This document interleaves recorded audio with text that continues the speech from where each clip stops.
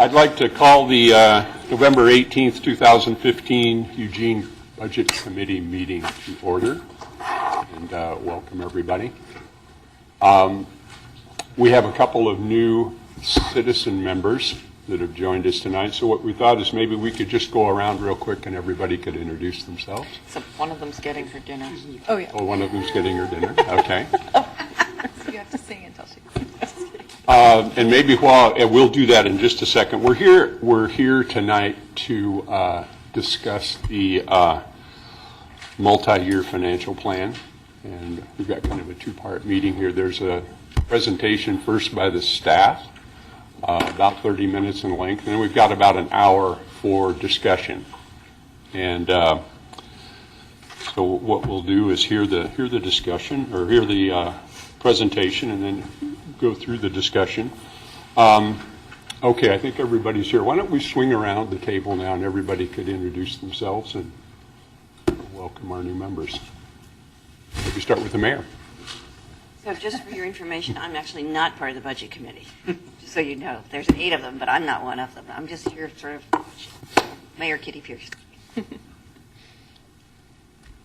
And I'm Scott Nowicki. I'm one of the new members. I'm looking forward to today, and I've enjoyed the last couple of meetings. Thank you. Joshua Scove, inappropriately enthusiastic budget committee member. That's good. Mike Clark, Councilor Ward 5. George Bowling, Councilor, Ward 4. And just a reminder, any sidebar conversations, Mute your microphone. mute the microphone. Lori Mace, new member. John Reese, City Manager. Christy Hammett, Director. Mike Streepiam in the Division of Finance. I read City Council Ward 7. Ken Beeson, citizen member, sitting in for Laura Illick, Chair. Will Shaver, citizen. Betty Taylor, Councilor, Ward 2. Chris Pryor, Councilor Ward 8. George Brown, Councilor Ward 1. Okay, I think what we'll do is just get started. We have an hour and a half tonight, so I think we'll start out and have the presentation and then to the discussion. Thank you. Oh, yeah, go ahead. And before I turn it over to Christy and her team, a couple things. Welcome to the new members. It's exciting to have you here. And what I would make as an offer to you is, as with any budget committee member, if any time during this process or any time during the year, if you have questions or you need more information or you'd just like to find out more about how we budget, please feel free to contact us. We'd be happy to sit down with you individually and go through any pieces of the budget that would be helpful for you. So just know that that's an open invitation if you would like to do that. And so, and it's great to be back talking about the budget. So with that, I'll turn it over to Christy. Yeah, it's great to be back talking about the budget. It's been a while. So as I said, I'm Christy Hammett, Central Services Director for the city, and I'm joined tonight by Mike Streepy, our budget financial analyst, and I'm very honored to be sitting with Mike for his first City of Eugene presentation tonight. So thank you. So tonight our purpose is to go over to the multi-year financial plan, which is a 6-year forecast. And before we get into the details of the specifics of what is in the plan, we're going to talk a little bit about what it is, what is the multi-year financial plan, why we prepare it, how it fits into other planning processes, and where we are seeing progress as a result of a planning effort. After we provide a little bit more background on the multi-year financial plan, we'll dive into the details of the most recent report and go over some of the findings, individual projects, and help put the results in context by reviewing the city's current fiscal situation and other planning processes. Once we've finished our presentation, which will hopefully be a little bit shorter than a half hour, we'll turn it back over to you guys, and we have staff available to answer specific questions you have about what's in the multi-year financial plan, and hopefully we'll be able to meet all your needs that way. So what is the multi-year financial plan? I think it's a little bit of it's a little bit misleading to call it a plan in the sense that it's not like a traditional plan where there's an end game in mind. What it is, it's an inventory of the significant unfunded needs that we have. And there are many. We have 58 of them in the report right now, totaling about $450 million worth of need. And what the document is developed, it's generated by staff, and it's approved by the executive managers. And the executive managers evaluate all of the different items that are going into that document. And we'll talk a little bit about how those things get prioritized as well. And it's an excellent reference tool to use for planning and thinking forward and having our organization ready to seize opportunities that avail themselves to us in terms of funding for these for unfunded needs. The document is not formally adopted by the Budget Committee, but it is a reference tool, and the executive team actually does the adoption of that. But it's a great tool and resource for you all to understand some of those bigger unfunded needs that we have.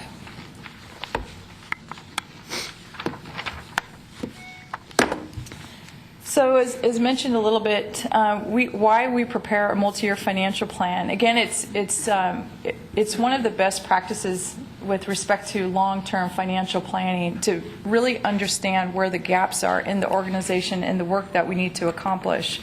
We promote strategic long-term planning through the use of this at the department level.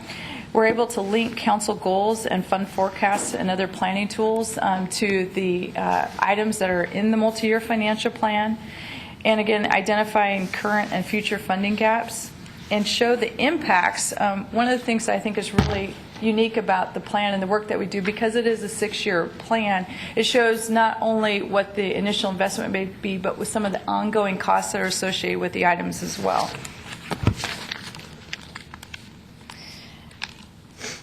I think that we would all say that we're proud about the progress made on many of the multi-year financial projects that have been on the list in the past.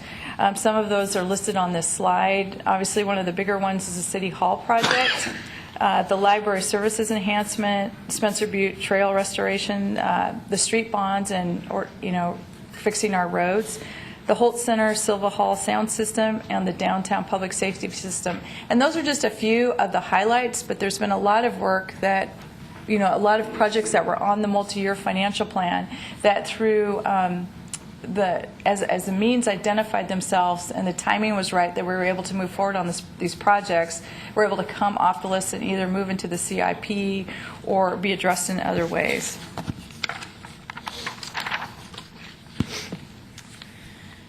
So, as I said, we have a lot of different financial planning tools that we use in thinking about the future and moving forward. Obviously, one of the core things is the community input and the council goals and priorities. And we spend a lot of time at the executive table talking about how we move the dial in these areas so that we're meeting the community needs and addressing what are the highest priority items for the City Council. In addition to those two core things, we're also driven by mandates, state and federal policies and priorities. One of the items that you're more familiar with is the financial forecast. We talk about that every year during the budget planning process, and that has been a major tool for us as we've moved through this economic downturn that we're starting to tick out of. And then there's service program and program plans that are developed either at the department level or at the organization-wide level, in addition to the CIP, which is adopted by the Budget Committee, and then the multi-year financial plan is one of those two. So this just gives you an idea of just the wide array of things that we consider in looking to the future. Mike, I'll turn it over to you now. All right, thanks, Christy. Now that we've had a chance to look at the context around the MYFP, its relationship with some of the other planning tools and processes, and its intended purposes, I want to take a closer look at some of the findings from the most recent FY16 to FY21 MYFP. We're seeing sizable unfunded capital and operating needs facing the city.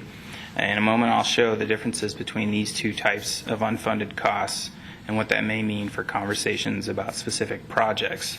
We have a backlog of deferred maintenance on existing city assets for things such as parking garages, roads, community centers, and public buildings. This is important to keep in mind because reconstruction costs are often considered to be 4 to 5 times as costly as preservation and maintenance, particularly for things like streets. Industry standards for buildings is to dedicate 2 to 4% of a building's replacement value on an annual basis to preserve and maintain the public building with a 25 to 50-year lifespan.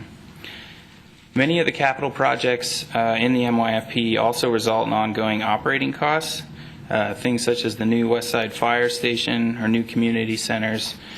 These have significant upfront capital costs, but also ongoing operating costs that would require ongoing revenues. However, there are also capital projects in the MYFP, such as deferred maintenance, that do not require new staff or operating costs. As you look at projects in the MYFP, also realize that funding opportunities vary depending on the project. Capital projects can be funded with one-time dollars. Ongoing costs for programs, operations, and maintenance should be aligned with ongoing revenues. Some funding sources are also limited in how they may be used. The gas tax, for instance, can't be used to pay for the library. And GO bonds are only for capital projects. The MYFP does list some potential funding sources, but those may change over time. And for some projects, funding is driven by opportunities such as grant funding. Projects that align with voter-approved tax measures can be limited by timing and citizen receptivity as well. Here's a breakdown of the unfunded costs by service category. In order for items to be included in the MYFP, they must have an unfunded cost of at least $250,000 in any year of the forecast. That's the dollar threshold for being included in the MYFP. As you can see, community centers is the largest unfunded cost in the MYFP. Many of the community centers were built in the 1960s during a population boom and prior to measures 5 and 50, which have served to cap property tax increases. Other areas with large unfunded costs include transportation, deferred maintenance for public buildings, emergency medical services, and the ambulance transport fund, and the municipal court and fleet. The city is working to pave streets as part of the 2012 bond measure for road repairs, but Public Works has identified that more work needs to be done. Revenue for street repairs continues to be constrained by collections from the gas tax, which have flattened over the last several years as cars have become more fuel efficient and commuters are traveling by bike, bus, or rideshare. Staff have also highlighted shortfalls in preservation and maintenance of our public buildings and facilities, which is projected to be nearly $60 million over the next 6 years. There's also large unfunded operating costs and maintenance and upkeep for our park system. This is an item that has been discussed earlier this year during the budget process. In addition to tracking unfunded costs by service category, the MYFP also groups projects into one of the following 4 categories shown here in this pie chart. The largest of the 4 categories, shown here in blue, refers to projects related to plans and policies that have already been adopted by the city. The next largest category by dollar value is preserving and maintaining existing assets, which is shown here in red. Looking at preservation and maintenance, the MYFP indicates that we need roughly an additional $16 million a year for the next 6 years just to maintain things we already own or have already built. Things such as roads, public buildings, community centers, parking garages. The yellow area in the chart represents projects in the MYFP that would improve or expand services that are not part of an adopted plan. And finally, the relatively smaller green areas for continuing current services. However, we'd still need an additional $6 million a year over the next 6 years to continue our current services. Let's take a look at some examples of each one of these categories so we have a better idea of the types of projects that fall within them. Here are some examples of unfunded needs in the preservation and maintenance category. The pavement preservation program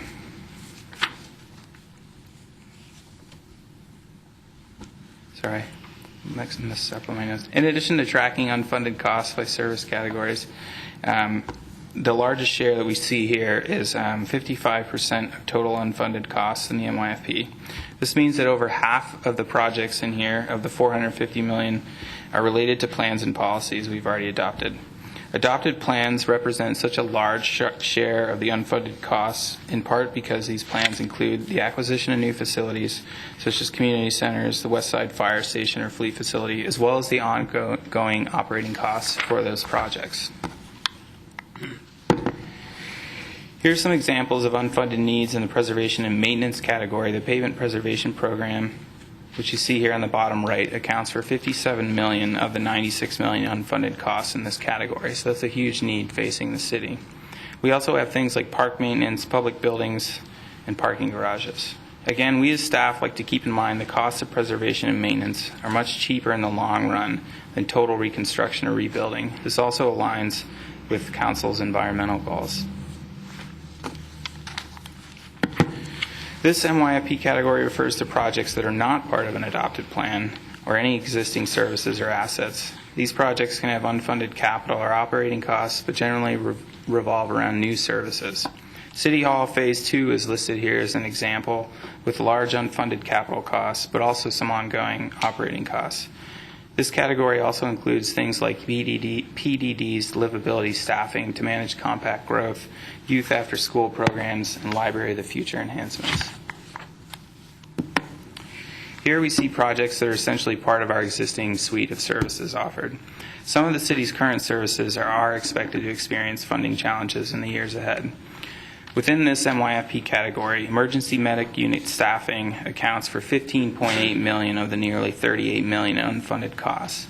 In addition to staffing limitations, revenues in the ambulance transport fund are not keeping pace with spending needs. The regional radio system, which is managed by EPD and serves other jurisdictions such as Springfield and Lane County, is also another project within our current suite of services that is facing large unfunded costs. The estimated operating shortfall for the radio system is nearly $4 million. Another way we like to look at costs, unfunded costs in the MYFP, is by capital and operating. Breaking them down this way helps to get a better idea of the types of unfunded costs we're looking at. Capital projects represent the largest unfunded costs, accounting for 68% of the total unfunded costs. Many of the capital projects also bring with them ongoing operating costs, such as new community centers or trail system development. However, some projects in the MYFP, such as those listed here, are one-time capital costs and do not have ongoing operating costs associated with the project. Some of these may be good candidates for GO bonds if they have community-wide benefits. Total unfunded operating costs for the MYFP, we're looking at $142 million. What this means is that in order to fully fund all projects in the MYFP, ongoing operating costs would substantially increase by $20 to $30 million a year. That's equal to roughly 15 or 20% of the annual general fund operating budget. Given the state's property tax limitations, it's unlikely that we can rely solely on voter-approved property tax levies. It's important, however, to identify ongoing resources to pay for these ongoing costs. A number of projects, such as those listed here, do not have any built-in capital costs, but they are in need of ongoing operating revenues for full implementation. This means that funding projects in the MYFP cannot solely rely on voter-approved levies. And I'll turn it back over to Chrissy to finish it up. So when you think about all of the information that Mike just went through and the hefty amount of unfunded needs that we have, you might wonder, how do you make decisions about what things get done? And I think that it's important to remember that we have heard from our city manager consistently about using the lens of fiscal stewardship in planning for the future, making sure that our ongoing revenues equal or exceed our ongoing expenditures, and that we're able to provide and sustain services over the long haul. Those are critical factors, as noted on the slide here, that we spend a lot of time thinking about in terms of where it is that we continue to make progress. And I think that's an important thing because obviously there's not enough funding to do everything that needs to be done. And again, I want to stress that the multi-year financial plan, as Mike pointed out, are just the larger projects. So there's that $250,000 per year minimum requirement for the multi-year financial plan, and then there's a whole multitude of things that are unfunded that kind of don't fall into the larger bucket of needs that we have.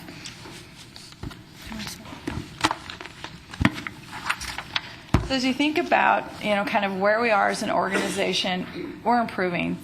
This slide is probably a little bit familiar too. As you look at the, beginning in fiscal year 2003, pre-recession, things were growing at a pretty rapid rate. We had new revenues coming in, and we're able to sustain, the services that we had.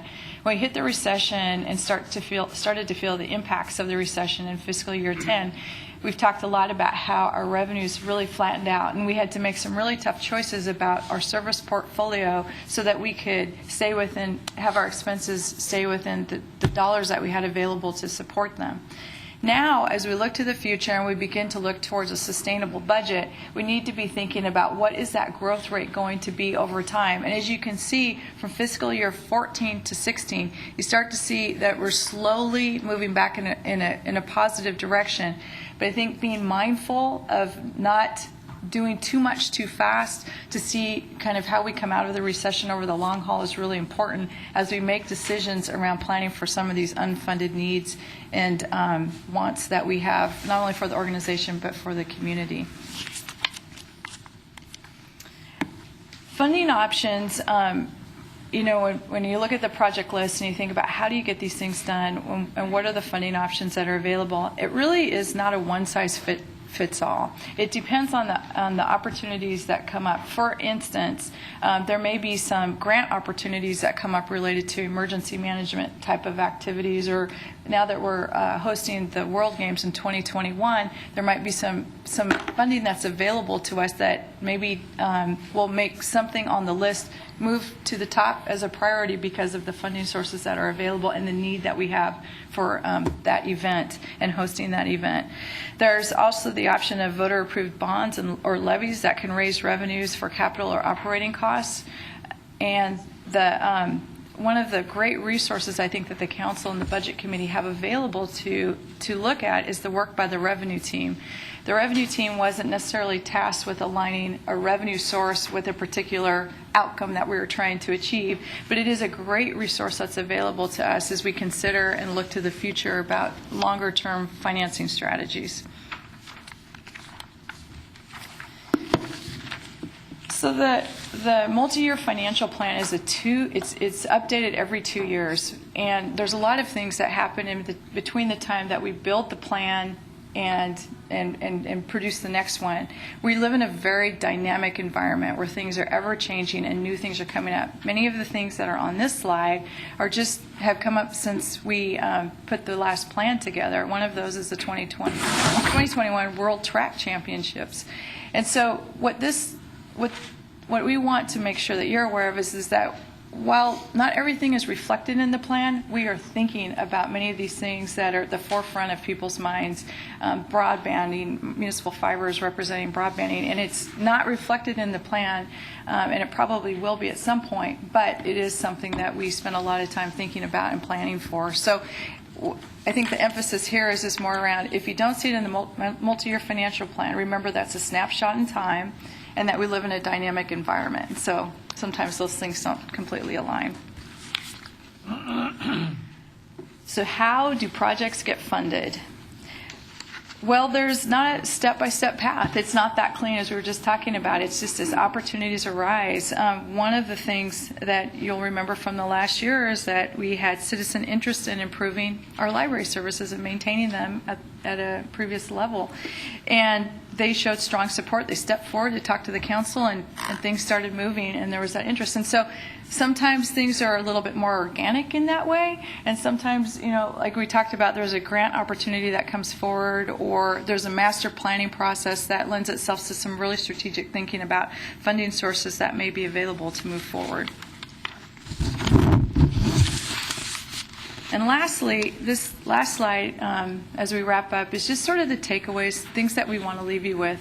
So the multi-year financial plan, as I talked about at the start, it's an inventory. It's an inventory of things that we don't have identified resources for. We would like to view the multi-year financial plan in the context of all of the other city planning tools that we use. And recognizing that there are significant unfunded priorities either in this plan or outside of this plan, we need to be very thoughtful about how we move forward and where we put our energy and our resources.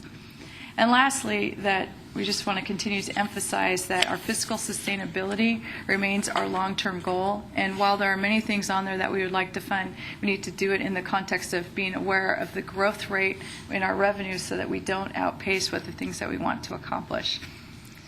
And with that, we'll turn it over to Ken and let you guys have conversation. Thank you. So Now we'll move to the discussion phase of the meeting. We'll open the floor up for discussion. Maybe for the benefit of the new members, talk a little bit about we've got a little structure on this process. If you've got questions, we're looking for questions or comments. If you've got those, let us know and signal it. We'll put your name in the queue.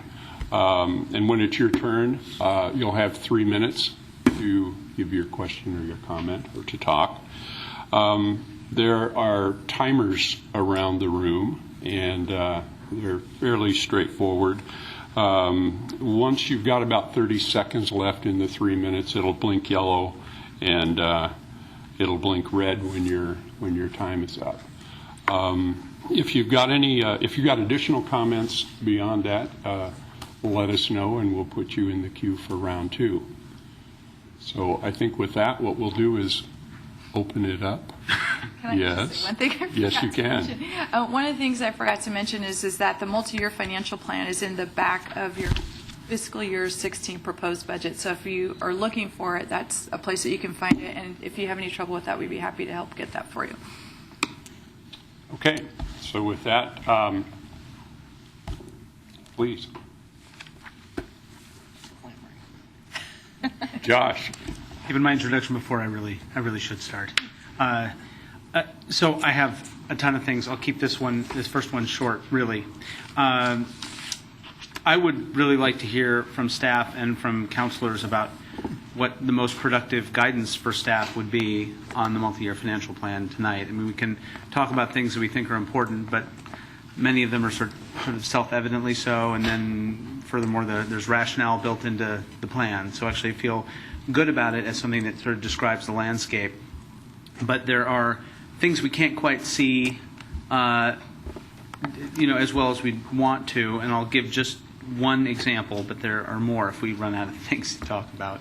And the first is, although, Christy, you kind of alluded to the presence of this, it's really hard to discern the impacts of a given item on the general fund. So some of the items are just new capital expenditures that would require an additional, a sort of parallel maintenance budget to take care of. And then some of the other ones are actually things that would pay for themselves. The examples that are front of mind for me were given to us in the service profile recently for parking. So there's a bunch of wayfinding and lighting that, we have a pretty good sense would actually boost the general fund if we made those improvements, because we'd have so many more people using the parking, be closer to capacity utilization in the parking garages. So I don't know if that's a view that we would want, but it seems like if we are trying to be cautious, that if there's cherry picking to do, maybe it would be tilted toward capital expenditures that are going to pay for themselves rather quickly. So leave it at that for now.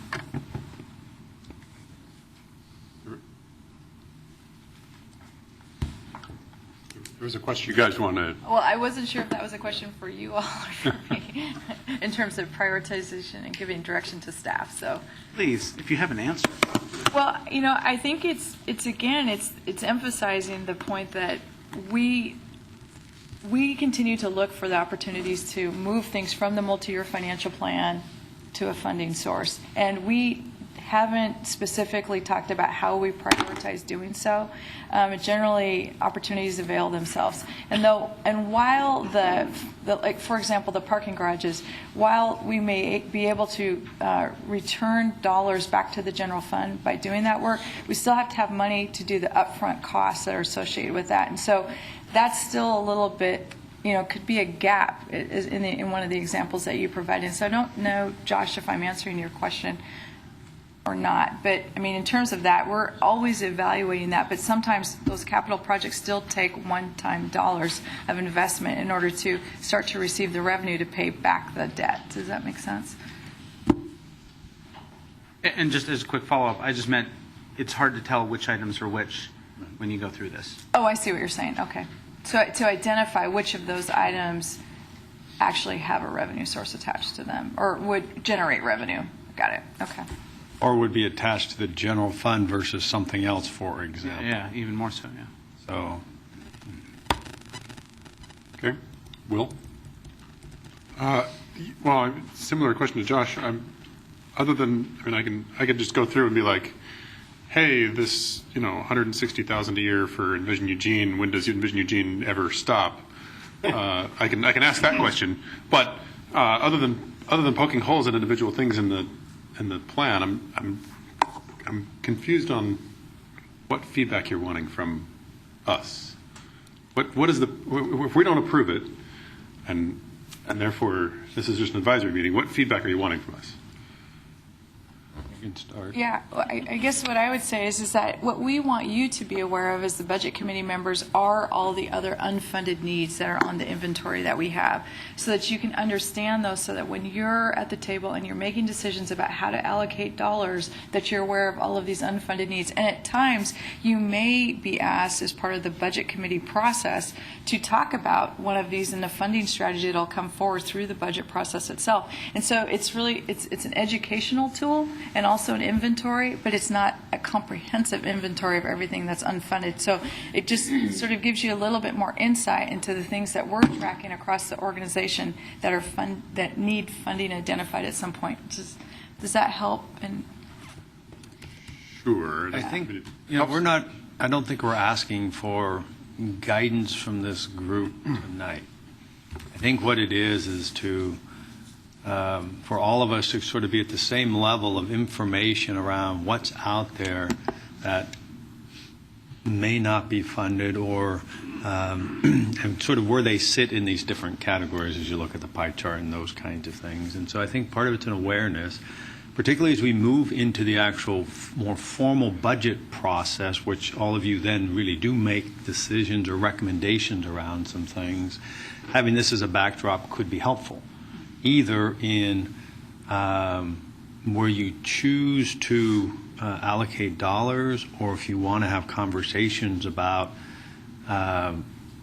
revenues for certain kinds of projects, or trade-offs from this, rather than budget something here, we'd rather have something spent here on something that's currently in this unfunded category. So I think tonight is information to bring all of us up to the same level of information, from which then when the budget process is engaged next year in the spring, this becomes useful information in that discussion for you. That's what our intent is. And so it could be Joshua, I think your questions are good, because what that says is, hey, this would be helpful if we had this kind of information. Then it becomes more useful for us, and we say, great, we can try to help provide some of that information.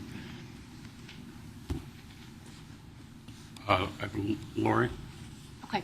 So my question was specifically about the community centers. So it seems like there's a lot of funding that's needed for that. And in the breakdown of it, there's maybe 3 new centers that are kind of in the plan. So when you're looking at the total dollar amount here, do you know the breakdown as far as like what maintenance and like deferred stuff needs to be done versus what is new? I don't have that offhand. Okay. But we could get that. Okay. And I think the community centers is a great example of, we're in that process of putting together the Parks and Recreation Open Space strategic plan, sort of that next strategic plan. As we look into the community centers are one of those things that's often brought up as wanting to invest capital or maintenance into it. And so that's a good example of, there may be some things that are sort of underway that may help address some of these kinds of things. We don't know exactly yet, but they're unfunded at the moment. But there are multiple things that are underway that at least start to identify in more detail what it is those projects could be, and eventually, the council will have to approve how they choose to pursue something or not. I think the downtown fiber project that was brought up in today's work session is another one of those. It's not completely funded yet, but we have some strategies to try to move forward on that, to include grants and some other kinds of things. And so that's one of those that's been identified as a high project, or high project, both within the community, for the council, and for us. And so we're trying to pursue different avenues in order to get there.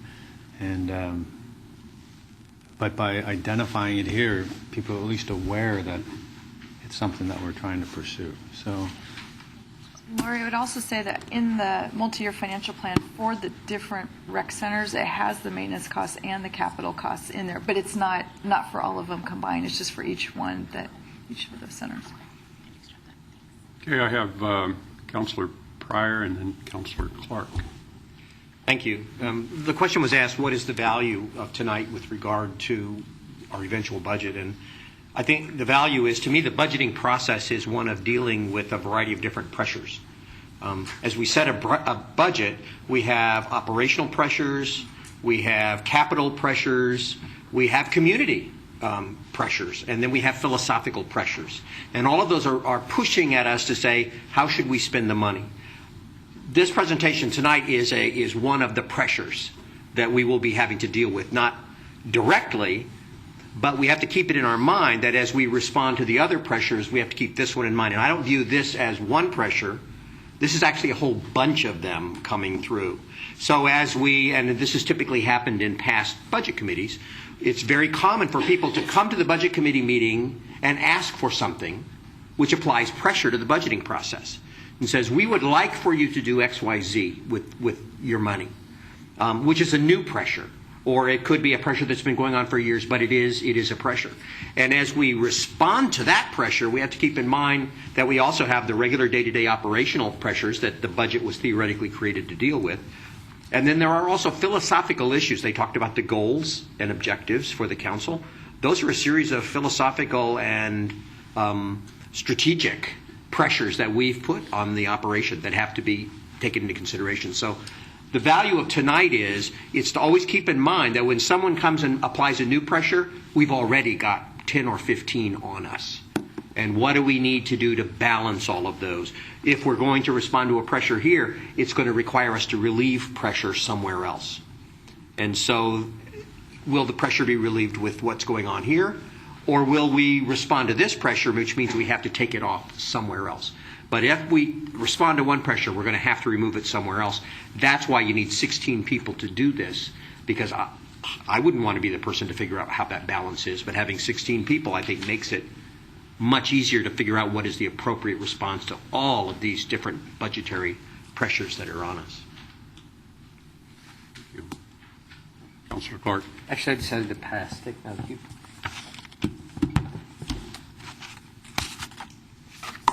Okay. Round two? Round two, please.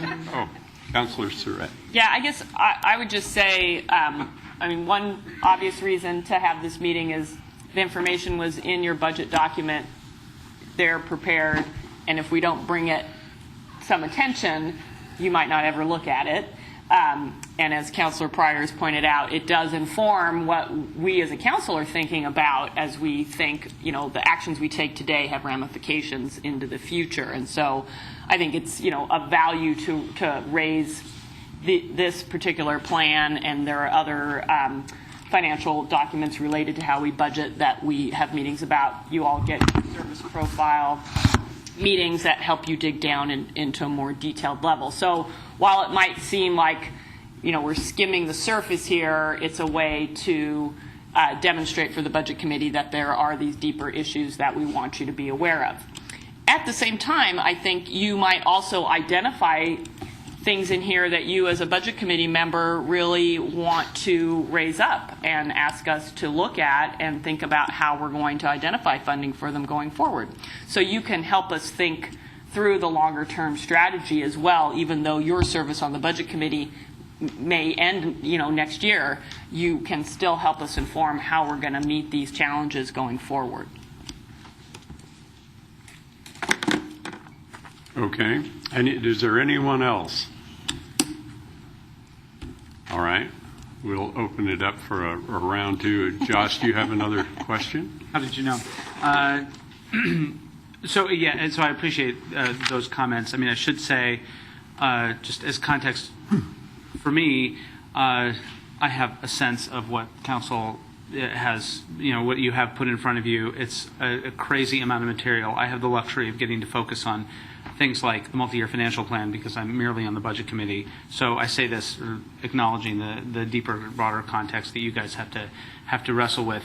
I have spent time with the multi-year financial plan. In fact, I think I expressed this. I think I used exactly these words in spring. I was sufficiently freaked out by what was in there that I even shared it with citizens and neighborhood leaders, in my ward. And in particular, I think I did so because I felt that was missing. It's not really urgency. It's sort of the wrong word because of the time frame, but the long emergency, to steal someone else's phrase, is not part of the public discourse. And so I wanted people to have a sense of that.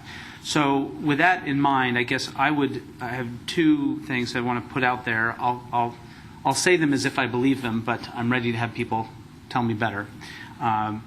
The first is I think it would be helpful to revisit the really good revenue team work, and I say I didn't participate in it, I just got to show up after it was all done. Revisit it, but do so somehow publicly so people get to hear about those options, and in particular connect some simple scenarios that link particular revenues and particular expenditures. And I say that because you can kind of drown in the abstraction of looking only at one side or the other. I certainly found that. And we know that not all money is sort of in the right bucket or is the right color or whatever to fit things together. So I feel like just examples of some of those things. We called out the gas tax earlier. I think everyone kind of knows that, but then again, once it shows up, when the transportation expenditures show up, they're sort of separated from any particular revenue side. So I think that would be helpful. The other thing is it would be nice to deepen the discussion. I don't think we can do this for the entire multi-year financial plan, but to deepen it in a few areas where it connects profoundly to policy. I'll just put out, I know you expect me to say the climate recovery ordinance, but I'm going to be internally contrarian and instead say Envision Eugene. It would be great to have a sense for people of what the long-term budget implications are of Envision Eugene. That's an almost undefined question. I acknowledge that. We can define it more. But I think those things would help people grapple with it and help us grapple with it and help us project something more coherent into the community on these topics. Okay. You guys want to respond? Or? I agree. Okay. All right. I think that what Josh is saying makes a lot of sense. And Councilor we'll spend Shred. more time thinking about it. Yeah, so, in just drawing on my past experience as budget committee chair, before joining the council, I would say I think those are excellent suggestions, and the type of recommendation that staff can take back to the current chair and vice chair of the budget committee and kind of think about how they might incorporate that into the work going forward. So I don't think anyone would argue with you that those are good ideas in terms of how to leverage the information and bring it out in a more coherent way, less abstract.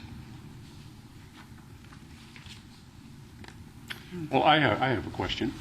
And I will admit up front, I didn't spend the time I wanted to in the last couple of days going through this. I looked at it last year, and I've looked at it before, and find it pretty interesting. Most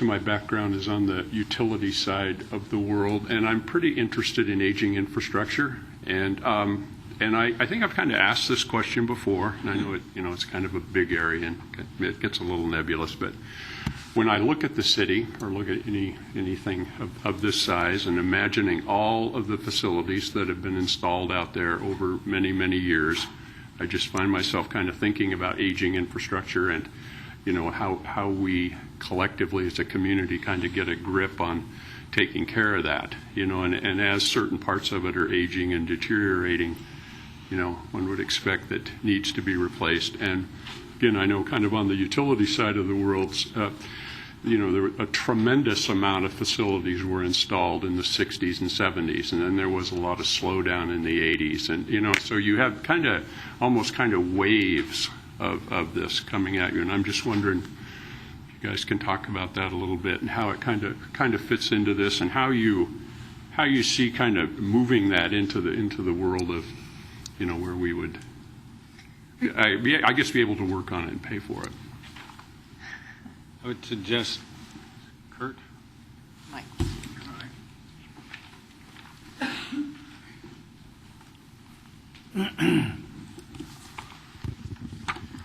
Yeah, maybe just reframe the question for me one more time, and I'll jump in. You want me to say the question again? Yeah. Maybe I can be more succinct in the answer if we. Well, I've talked with you a bit about this. When I came on the budget committee several years ago, one of my big interests was the infrastructure out there, and particularly aging infrastructure. And I kind of looked at it on the utility side, particularly as I was saying a minute ago, there's this, you had back in the 60s and 70s, speaking pretty generally, but a lot of growth was going on in this community and in others. So a lot of facilities being installed, and then kind of a slowdown. And I think you get clear out here to 2015, there's a lot of equipment out there, various, that's older and possibly deteriorating. So I guess my question is, in the context of the long-range financial plan, how do you guys kind of look at that? What sort of a grip do you have on that, or how do you kind of quantify that and look to get it organized for when it does need to be replaced, how it kind of feeds into the budget process? Okay. Yeah. So just fairly broad question. It's a broad question. Yeah. Infrastructure is a broad topic. So. Everything from the fleet that we have to the utility systems to the roadways. So I think everyone is pretty well up to speed with where we're at with road maintenance, and I think that was covered in the presentation. So that we've made some progress, but we have work left to do. I think with all of the systems that we deal with, the approach is pretty consistent. You start with attempting to put in place a management plan for that particular infrastructure, and then do your best to hit the marks. For example, like this might kind of fall in line a little bit with specifically what you're asking. Wastewater system, for example. A lot of the wastewater, the sewer lines in the city were constructed immediately after the war with a big building boom. Then not so much for 15, 20 years. Then a big rush again in the 60s. So it's been very, very cyclical. As you look at putting those systems on a chart and show the age, and if you presume, as most of us do, that those systems had about a 50-year life, then we look at what portion of that system is going to be 50 years old at any given point in time. And as it turns out, with the building boom in the 60s, a lot of that system is approaching that 50-year life. So from a planning standpoint, you don't presume that for the next 50 years you need a similar amount of money, but I can tell you that from a management aspect and approaching that as an example, we've been funding the replacement at about $2 million a year for quite a number of years, and we know that that will hit the wall at some point. That's not enough to keep up with that, but it's better than doing nothing and wishing we were spending something. But, and I think we have similar stories we could tell about stormwater system, similar stories about some aspects of the fleet operation, and so on and so forth. But I think just summarize by saying that we look at them individually, put together a management system, and then put in a reasonable funding level that gives us both some progress and some knowledge as to what type of a gap that we're building. Is that helpful? It is. I have Councilor Clark and then Mayor Pearson. Thank you. Kurt, I'm glad you're here. My question is interesting you asked that. Was very, very similar, only mine's a little more specific. So how much of what you've just mentioned in the way of that $2 million a year, in the way of what the actual demand is reflected in the CIP with regard to what we need to do versus what we're capable of doing, which is versus what we're planning to do, and what drives that anticipated demand number. Are all those reflected in the CIP right now? Probably to a degree, but maybe not to the level of specificity that I think you're asking. Well, one of the things that we hear all the time is how if we expand at the outskirts of our community, that the costs of infrastructure are dramatic. But I wonder, because it doesn't sound like the effects of much denser development are measured with metrics with regard to our capacity in an aging system that's not being replaced as fast as it needs to be, that once we add significant demand to it, what's going to happen? Much less what will it cost and what are the comparisons. But we're obviously going to need to ramp up as we're planning to build more densely. What we're already admitting is a system that's reaching at the end of its useful life, and we're not replacing it fast enough. So I don't see a major impact from all the work of growing much more dense reflected in the multi-year. So that's why I'm asking, is it reflected on the CIP that we're planning on needing to replace that stuff much, much faster? Yeah, you will see it in both places, Mike. I think you'll see in the CIP, essentially the way we look at it is here's what we need to do and can afford to do over the next 6 years. The multi-year financial plan, on the other hand, would be the piece that, in real simple terms, would be maybe what you ought to do if money were not an object. Mm-hmm. The CIP, by definition, takes into account the capital side of our equation.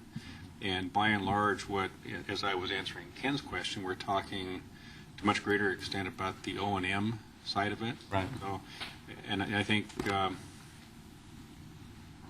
as a general rule, we've done better on the capital investments than we've done on the O&M in most of our systems.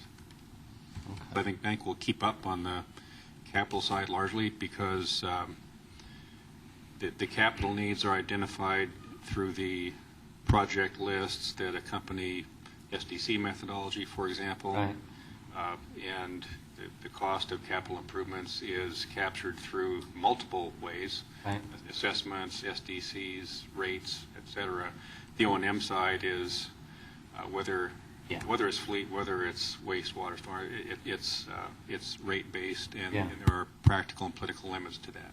I wonder, just as a last part of that question, though, with CIP being multiple years out, do we wait until we have an adopted plan before we adequately, draw detailed plans into the CIP of what we need from a capital perspective, or do we begin to forecast the plans as we're developing them from a capital perspective? Like what I just mentioned. Yeah, good question. I don't think we live in a perfect world here, but we live in a pretty good one compared to a lot of other organizations and municipalities. The CIP is actually updated every 2 years, and so you're not adopting a 6-year plan and then putting it on the shelf for 6 years and looking at it. It gets updated very regularly, and so I don't think that there are a lot of crises that you see the response to in the CIP. What I mean is different than that just a little bit, and it's when we do final adoption of Envision Eugene, it will be to add demand on that underground infrastructure specifically that's much greater than what is today in the long term.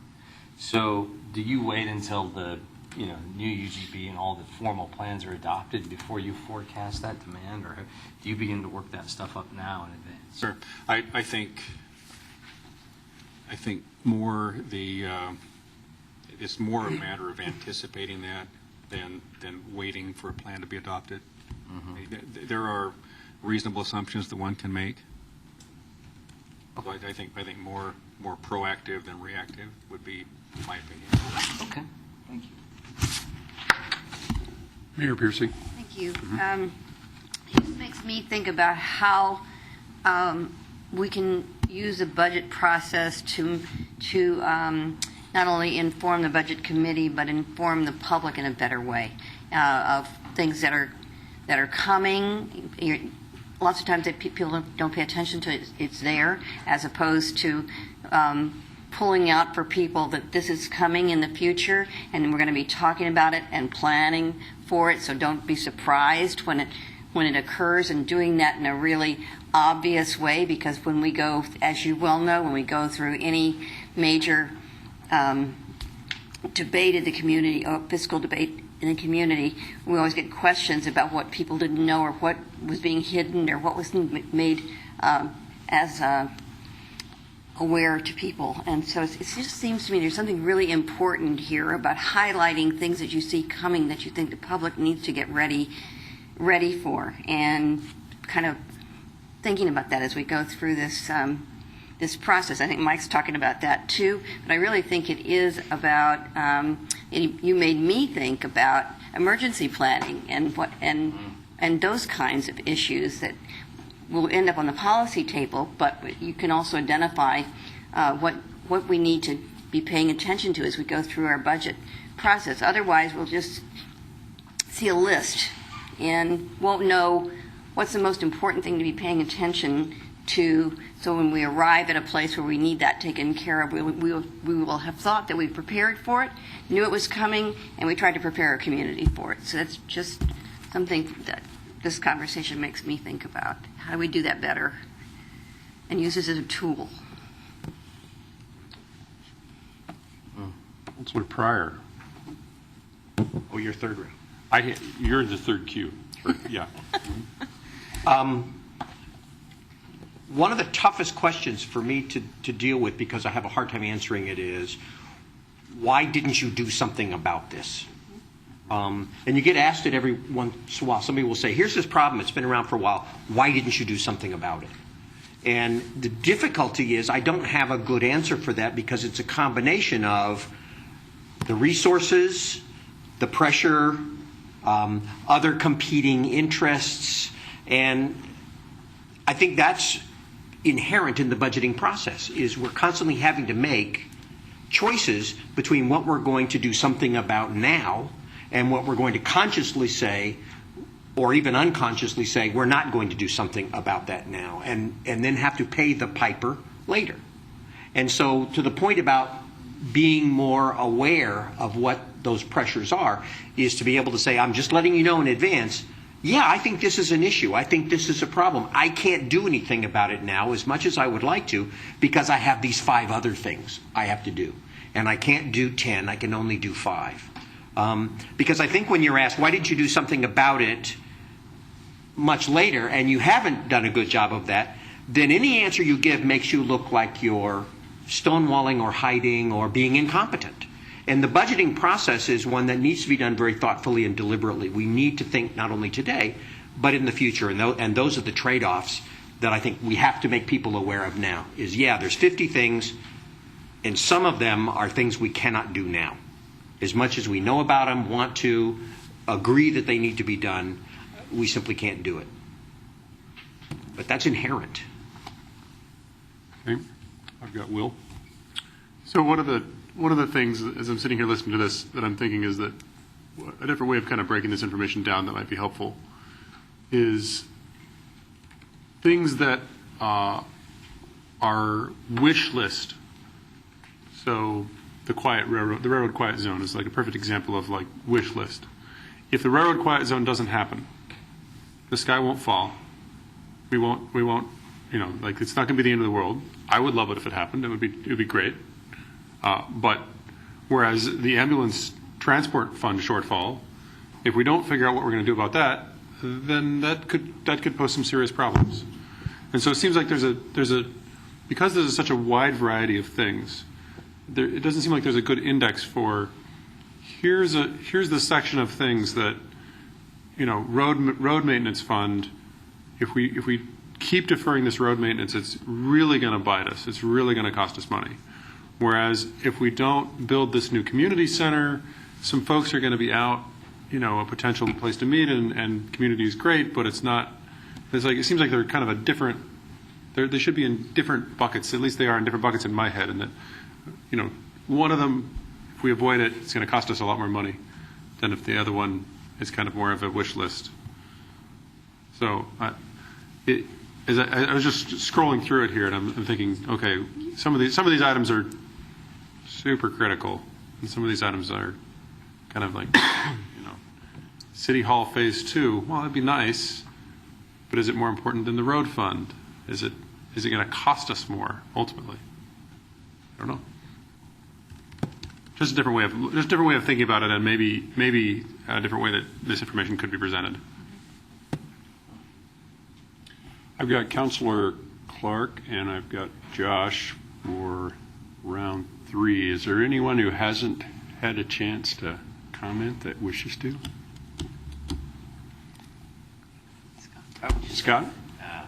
I like what Will said there, and that kind of the priority piece and kind of putting it together to what's a wish list item and what's key and what timelines do we have to make decisions. I think that would be key to helping us think through some of these issues. Councilor Polling? Yeah, that is a good idea. Will and Scott both, that is a good idea. However, as soon as you say item A is a top priority, you hear from everybody throughout the community says, well, wait a minute, item B is more important and a higher priority than item A. And we're right back where we started from, trying to figure out how you're going to shift that money around to make everybody happy. And it's just not going to work that way. Councilor Clark. Thank you very much. The mayor said some things that I agree with there very much that made me think of something else too, in that emergency planning isn't something that we have on here as a major focus item of unfunded capacity. But there are other related topics that I don't see us having involved in the plan, or we don't have a lot of conversation around. And I wonder, because I don't know and I don't see it in the planning, if we will have places in the, and roles in those discussions. For example, eWeb has a number of financially gigantic issues on its long-term plate, from relicensing Carmen Smith to second source development to, these are hundreds of millions of dollar kind of projects. So does the city have a financial role in some of those? Do we legally? What is our place in some of those large scale associated issues? Emergency planning for me too is also one of them, but that are happening parallel with city related things, or things that happen at the county. If we should have a role, should that be playing a part of this kind of long-term discussion? What I would say is we actually do quite a bit of emergency planning in the city organization, so it might be a good topic to have a further conversation. So you just kind of see all that is going on. And so there actually is quite a bit of that happens. And it does relate back to whether it's this plan, the CIP plan. And that's where I think Christy mentioned earlier, there are all these things that sort of tie together. So that might be a good topic just to give to a little bit to the council. Legally, with eWeb, there's, and Sue or Christy could probably talk more about, if they're issuing bonds and things like that. We have a legal role in that, but I'm not sure that's what you're thinking on this particular topic. Financial, really, more than that. We could. I think it'd be hard for us to use sort of our city resources to help them finance their long-term capital projects. I suppose we could make a donation to them through any number of ways, but it feels like it'd be hard to kind of get there when they have sort of their mechanism for doing that, which is actually a much easier mechanism than we have for financially supporting that. But I don't know if that's the question or answer. I was asking more about our responsibilities. I mean, will the city face an obligation at some point in the future in association with those efforts of other organizations that we have yet to really fully kind of explore or talk about? I guess I don't know. whether we will or not. We'd have to think a little bit more about the question and want to be thoughtful in an answer than just sort of off the cuff. Okay, thanks. Okay, I've got Josh and then Will. Josh. Okay, I'll go. Sure, fine. You guys can switch if you want. Okay.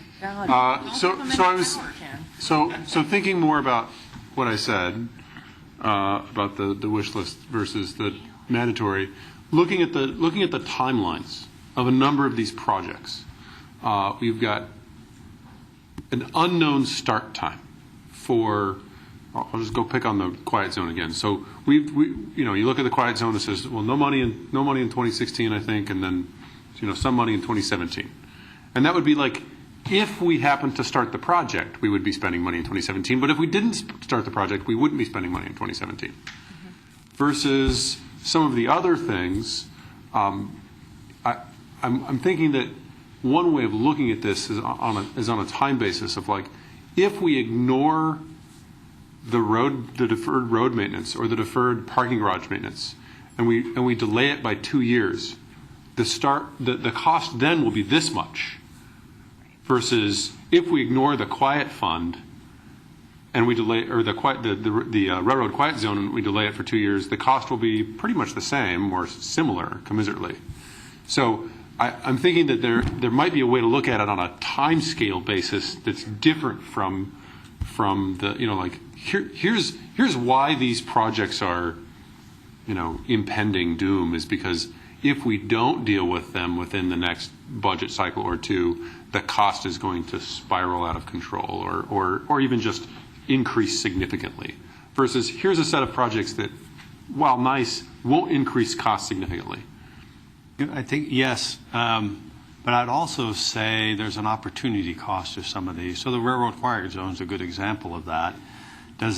By having the railroad quiet zone in place, does that actually better ensure a couple $100 million worth of investment in the E-Web redevelopment than otherwise would occur until it comes in? And so in some ways, maybe that's actually more important if you want to drive up property tax.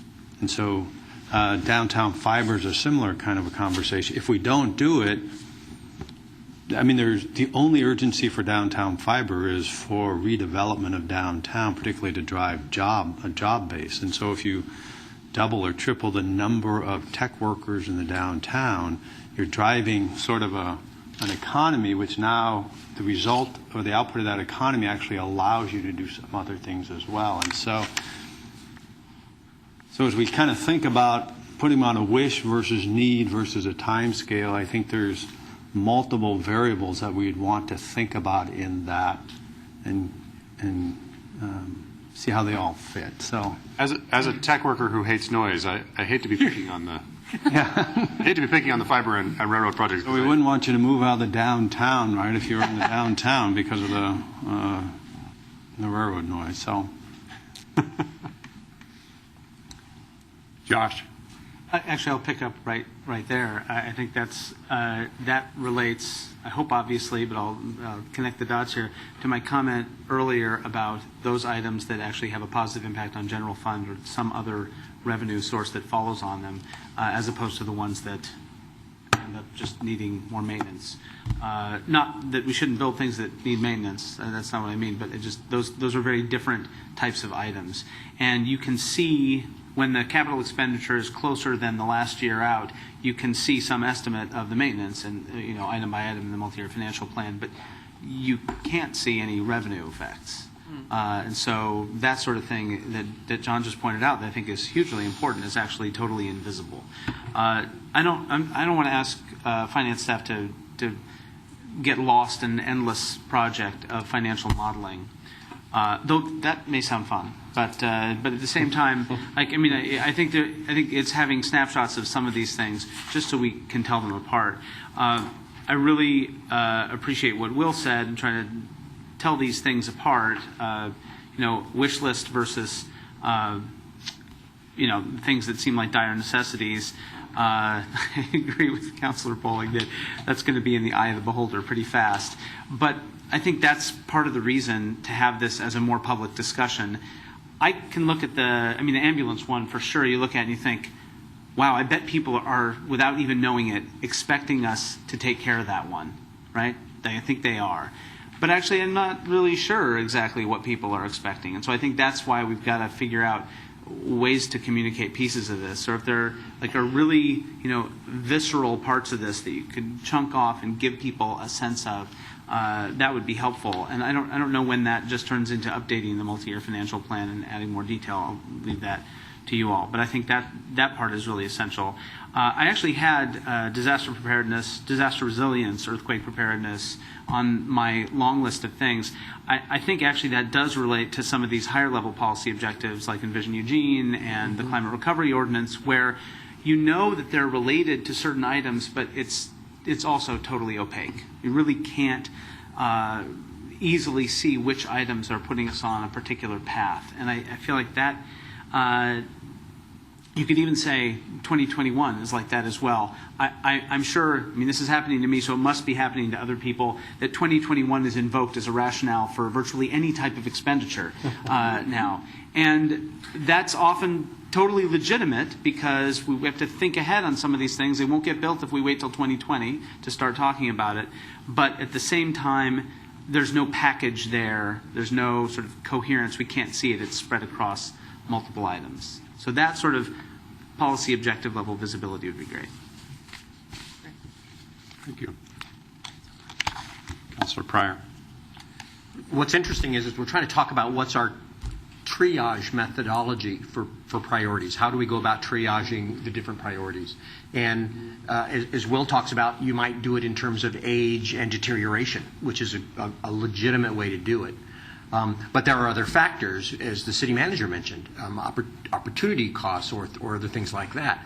A metaphor I've used before is a series of dials, and you can't just focus on one dial. You've got to kind of work on all of them to find the right balance. And one that we have responded to in the past, and I mentioned before, is the dial of community pressure.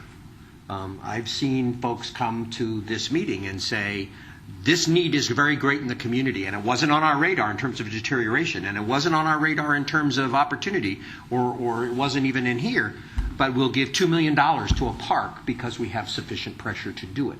Or we'll allocate hundreds of thousands of dollars to a particular human service need because the pressure was there to do it. It could be cats and dogs. It could be any number of things that we're receiving community pressure. And so the point I'm making is we can know all this stuff. We can be aware of our aging infrastructure. We can be aware that some of our systems are deteriorating or need to be replaced. And yet we will also have very great and very strong community pressure. Libraries was the one that just came up not too long ago. We were triaging where to cut money. And we had triaged based on a logical system that we realized was not going to work because we received enormous pressure from a community that said, your logical system doesn't work for me. You need to do it this way. And we, I think rightly so, had to respond to that. And that's this balancing act that's so important. We can't base it on any one factor. That would make it too easy. We have to realize that this is going to be a give and take process.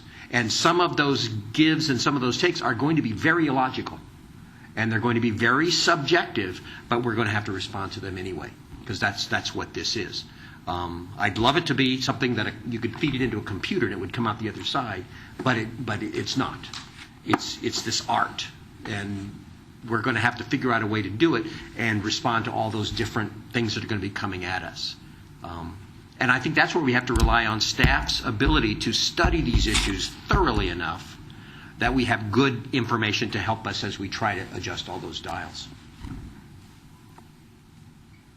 Okay. Anyone else?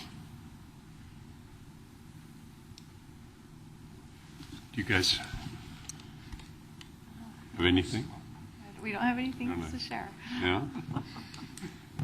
Well, overshare. No. Yeah. Hearing nothing else, I guess we can adjourn the meeting then.